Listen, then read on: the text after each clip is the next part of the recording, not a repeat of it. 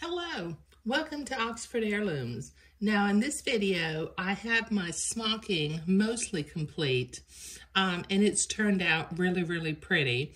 This particular smocking plate, Baby Jane by Louise Lamar, I seldom, if ever, make it for a complete bishop style dress, and I'll tell you why.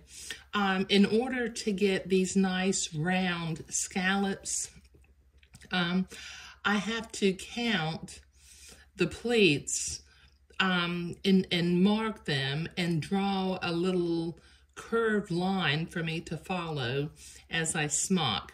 And as you can imagine, that gets, very time consuming with the full bishop. But on a little day gown, it turns out really sweet.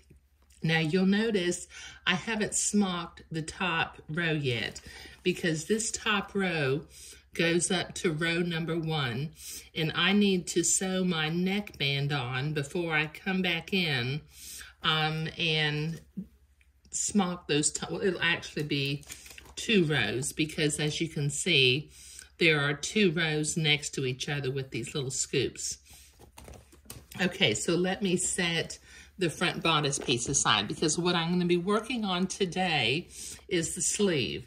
I have to create the fancy little cuff for the sleeve before I can begin to construct the garment. So let me take my pins out of my pattern piece. Now I don't have to worry about the front and the back because like I've mentioned before, this dress is designed to be completely symmetrical. But what I do need to do is I need to fold the fabric in half or fold the sleeve in half and mark at the bottom what's the center of the sleeve. I don't need to mark up at the top, okay? But I'll be lining my little cuff up as I do this. Okay, so let me set that sleeve aside. Well, I'll tell you what I'm going to do next. I'm going to go ahead and set my machine to a basting stitch. And on each one of these little sleeves, I'm going to sew two rows of basting stitches. The first one will be 1/8 of an inch away from the bottom edge of the sleeve, and the second one will be 1/4 inch away from that. Okay, so let me sew my basting threads, and then I'll set these little sleeves aside in order to work on the cuff.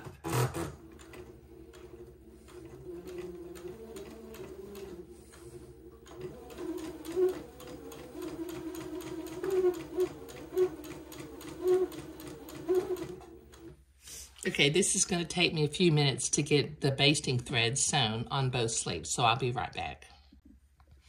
Okay, I've got these basting threads sewn on both of the little sleeves, so let me set the sleeves off to the side.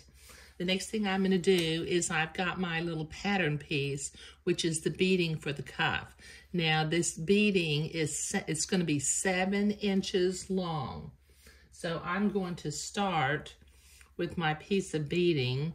Now, one thing that I like to do, I'm going to cut my beading right to the right of the complete solid part on the beading. Okay, throw those little pieces away. And then I'm going to cut a piece 7 inches long and cut it to the left of the solid piece. That way the beading kind of stays together. Now let me cut one more piece. I've got to trim again before I cut. Trim those edges off.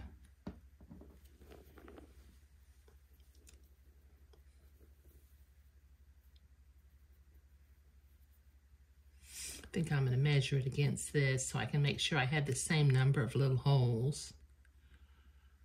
Okay, just line up the holes and cut it right there.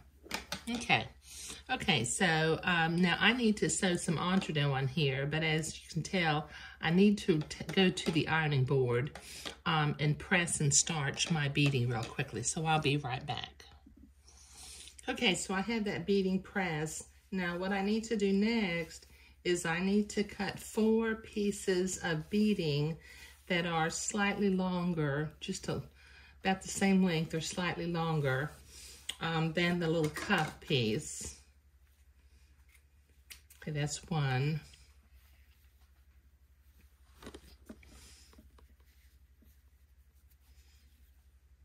That's 2.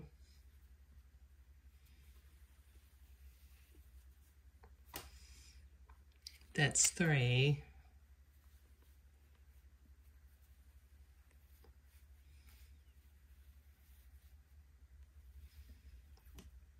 And that's 4.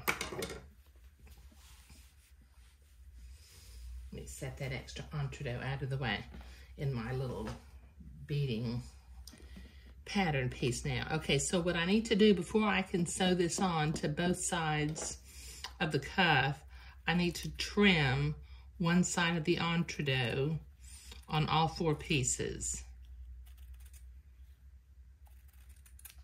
Okay, so this will take me a minute to get this all cut. Okay, so I've got my 2 pieces of beading and my 4 pieces of entrecot.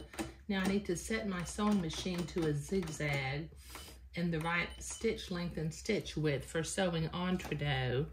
And then I'm going to butt a piece of entrecot up to the beading and zigzag the entrecot to the beading.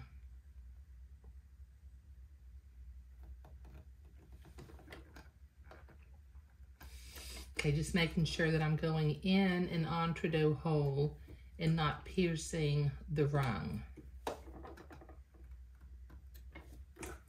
Just lower my knit. There I go. I'm in one of the entrecot holes. Let me see if I can zoom in a little bit. Okay, as you can see, I'm in one of the entrecot holes and not piercing the entrecot ladder. So I'm going to slowly start zigzagging.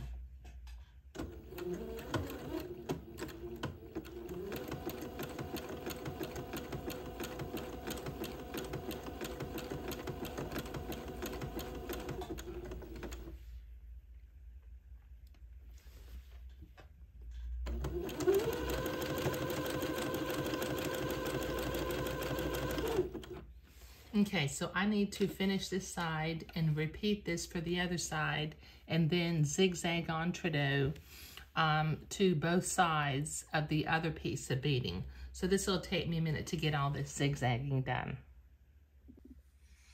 Okay, I've got the entrecot sewn onto both sides of my beading. Now the next thing I need to do is I need to be able to attach some gathered lace to one side of the beading because I'll be attaching the other side of the beading to the sleeve. So I'm going to trim away the batiste on one side of the beading band.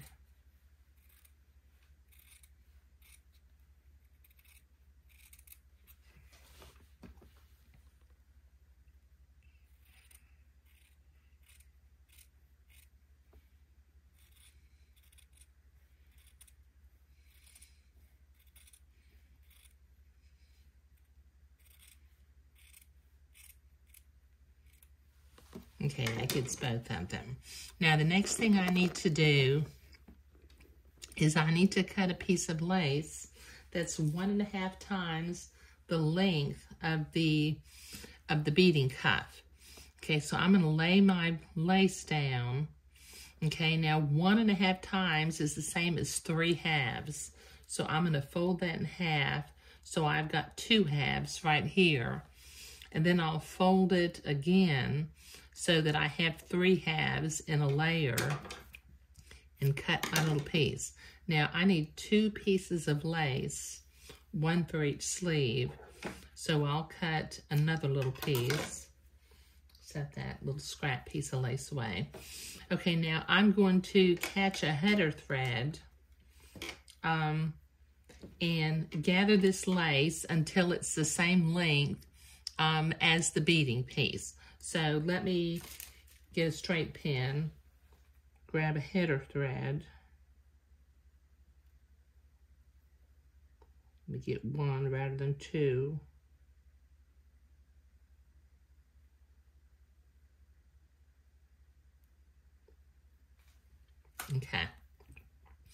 Okay, so I'll grab the little header thread and just begin to gather my lace. Now, I'll finish this off camera, but I need to gather this until it's the same length as the beading band. But I'll be right back. Okay, I've got that lace gathered up, and as I was looking at it, it is directional. So what I'm going to do is on the top beading piece, I'm going to draw an arrow which will actually point towards the back of the cuff when I install it.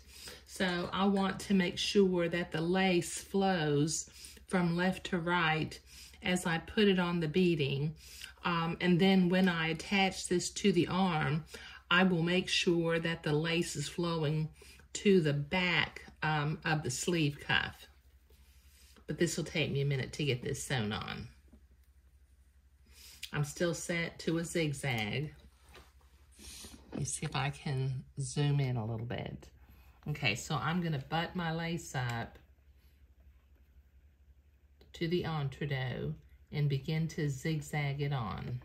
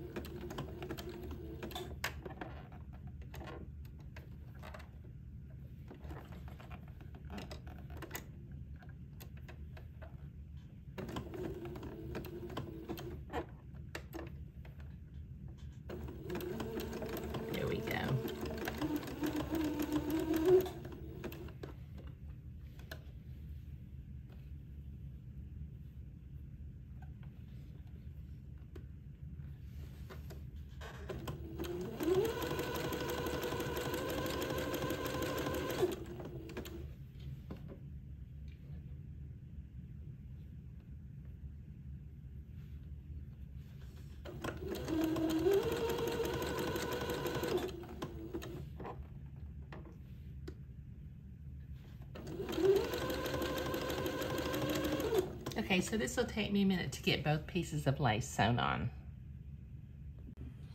Okay, that makes for two pretty little cuffs. Now, I need to be able to sew these on and make sure that they're even. So I'm gonna fold each cuff in half. And in addition to having, let's see, I may need to use a different colored pen because I've drawn my arrow right smack in the middle. Okay, so I'm going to, with my friction erasable pen, make a little mark in the middle of each cuff. Okay, all right, now I've already marked the middle of my sleeves, but since I'm now wanting these to be directional, what I'm going to do is I'm going to write the word back on the left side of one sleeve and write the word back on the right side of the other sleeve. Okay, now I'm going to proceed one sleeve at a time to attach. Okay, I want it to flow that way.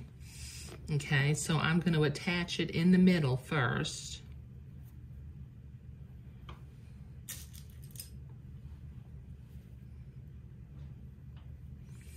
And then I'll gather up my gathering threads on either side until it's the same width as the entredot.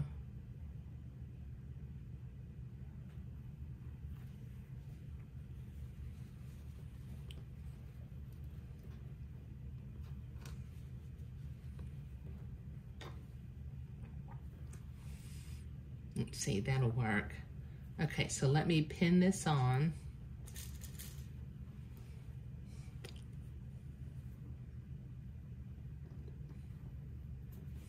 I'm not really sure how I got in the habit of pinning my entree on all the time, but I do know that I have much better results when I pin the entree in place than when I don't pin the entree in place.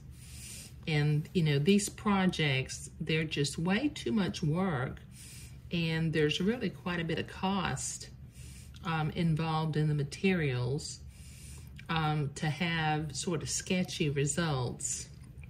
So anything that you can do that can help to make sure that your project turns out lovely, I would go ahead and do it. And if pinning your entree into place is one of those things, then by all means, pin your entree into place.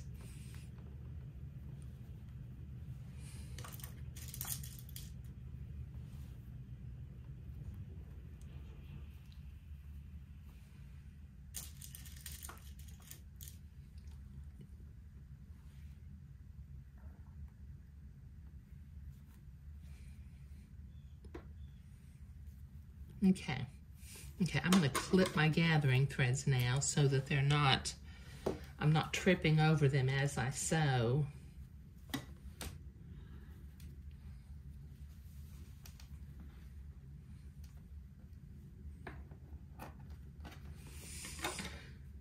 Set my machine to a straight stitch again and sew the entree to the bottom of the sleeve, taking my pins out as I come to them.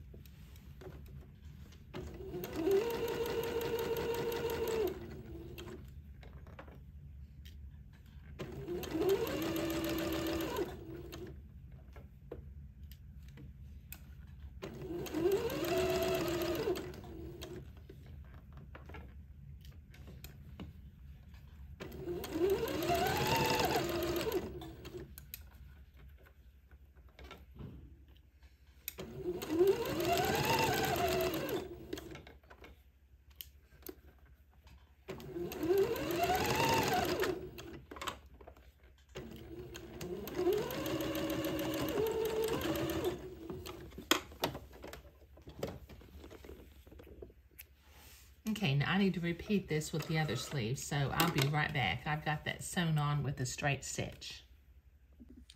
Okay, I have both of those cuffs sewn on. Now I need to go to the ironing board and press this gathered seam toward the inside of the sleeve so that I can come back and zigzag along next to the entree. So this will take me a minute at the ironing board. Okay, so I've been to the ironing board and I pressed both of those to the back really, really well. So let me set my sewing machine back to a zigzag with the appropriate stitch length and stitch width for sewing entree. And then I'm going to zigzag, catching the fold of the gathered fabric on the left and the entree hole on the right.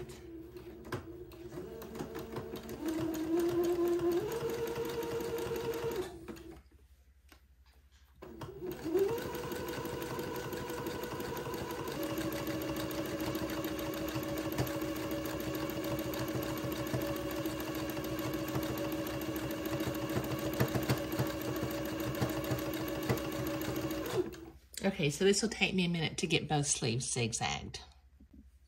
Okay, I've got both sleeves zigzagged, and that little cuff is looking really sweet. And when I weave some pink silk ribbon into it, when I'm finished with the garment, it'll be even sweeter.